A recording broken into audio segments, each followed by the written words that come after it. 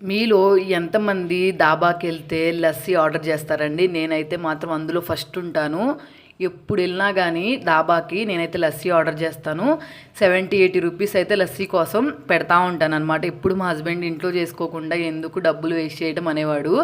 ఈరోజు అయితే పెరుగు చాలా ఎక్కువగా ఉంది. సరే ఒకసారి ట్రై చేద్దాము, వాళ్ళలాగా ఎగ్జాక్ట్గా వస్తా రాదా అని ట్రై చేశాను.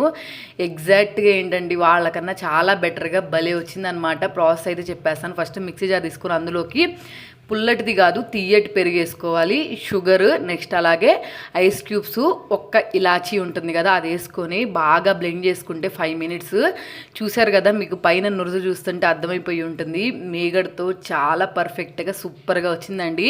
బిర్యానీ తిన్న తర్వాత చల్లగా కూల్ డ్రింక్స్ తాగటం కన్నా ఇట్లాంటిది ఒక్కటి ఇంటికి వచ్చి చేసుకొని తాగామంటే మాత్రం ఇంకా అద్దిరిపోయిద్ది. ముందు సమ్మర్ హాలిడేస్లో అయితే ఇంకా చెప్పాల్సిన అవసరం లేదు. నేనైతే పైన డ్రై ఫ్రూట్స్ వేసుకున్నాను, బాదం, జీడిపప్పు, పిస్తా వేసుకున్నాను. అవి తాగేటప్పుడు క్రంచీగా భలే తగులుతున్నాయి. టేస్ట్ అయితే అద్దిరిపోయింది. బయట కొంటాం కన్నా కానీ డబ్బులు వదిలిచ్చి ఇట్లాంటివి ఇంట్లో చేసుకోవడం బెటర్ అనిపించింది. నా వీడియో మీకు వర్త్ అనిపిస్తే సబ్స్క్రైబ్ చేసుకోండి, లైక్ చేసేసేయండి.